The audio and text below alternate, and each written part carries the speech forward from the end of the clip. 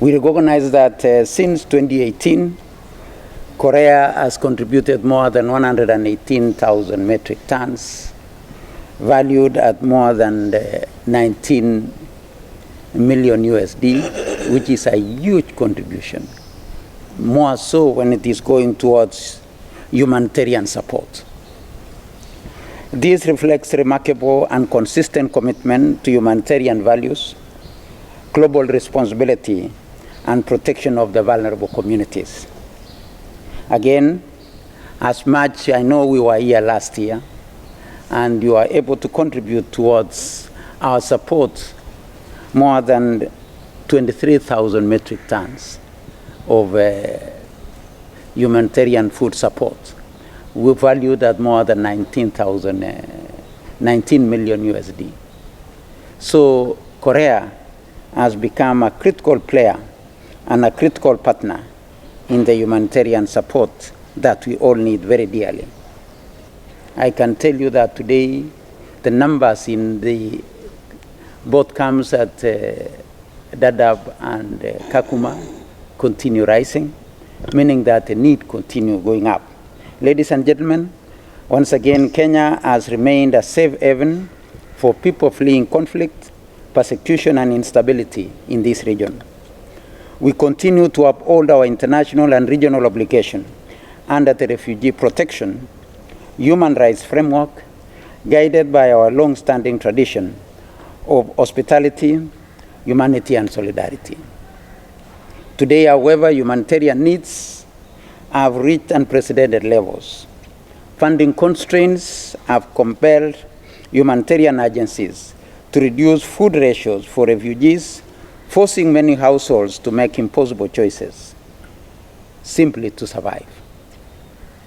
Without sustained support from partners, such as the Republic of Korea and other donors, humanitarian agencies will face even more difficult choices, either reducing already inadequate food ratios or excluding some of the most vulnerable refugee population from life-saving assistance altogether.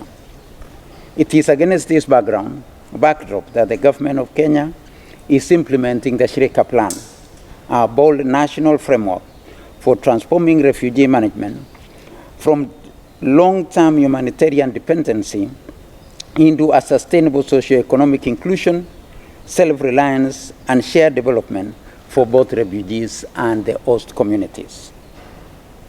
Shiraka plan recognizes that refugees should not merely survive.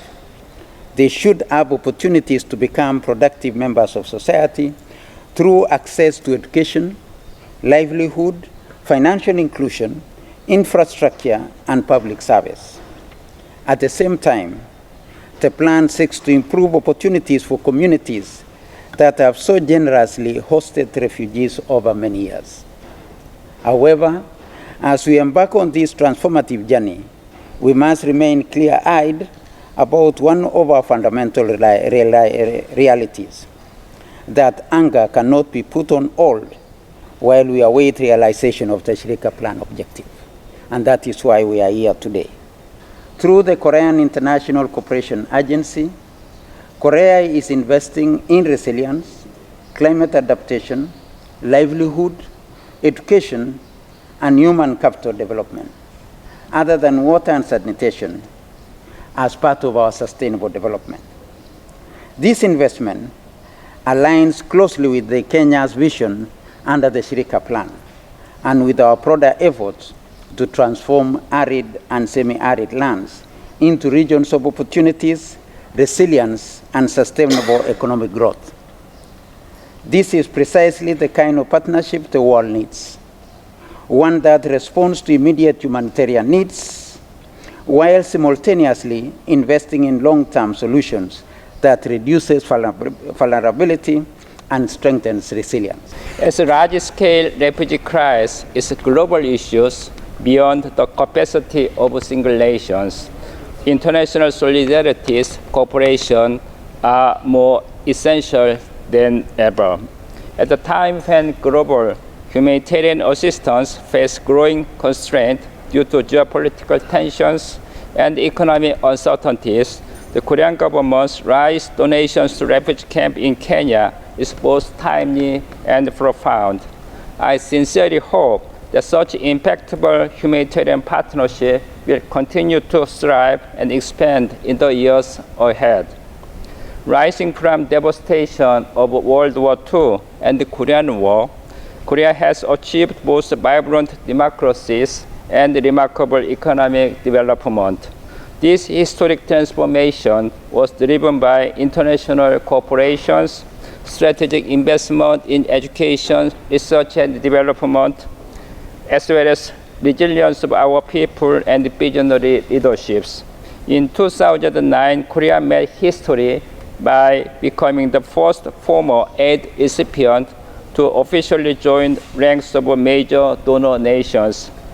Ladies and gentlemen, today Korea stands as one of the world's top 10 economies and global leaders in strategic industries, including automotive, semiconductors, AI, shipbuilding, second batteries, and defense technology, nuclear energy.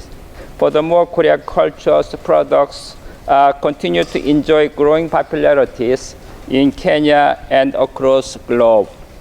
Korea remains fully committed to actively sharing our development experience and the technical expertise with the international community, including Kenya. We are expanding our official development assistance and remain dedicated to providing vital humanitarian relief to refugee and vulnerable communities. We celebrate the arrival of yet another 10,000 metric tons of Korean rice, a contribution that will help sustain nearly 500,000 refugees in Dadaab and Kakuma in the months ahead. At a time when humanitarian needs continue to rise while resources remain under unprecedented pressure, this support could not be timelier. This shipment also highlights the value of strong partnership across the humanitarian supply chain through the close collaboration of the Government of Kenya, the Kenyan Port Authority, the Kenya Bureau of Standards, and WFP. The rice was received and cleared efficiently, and WFP was able to generate approximately $21,000 of saving costs. This was done and will enable early pre-positioning of the food ahead of the anticipated El Niño season. This strengthens our preparedness as an organization. It reduces operational risks, and it ensures assistance reaches millions of families, hundreds of thousands of families who need it the most.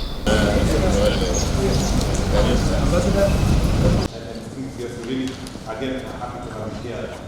This is very, very vision, something that you mentioned this before. We are really happy as part of what 20,000 metric tons. That is considerable. So really.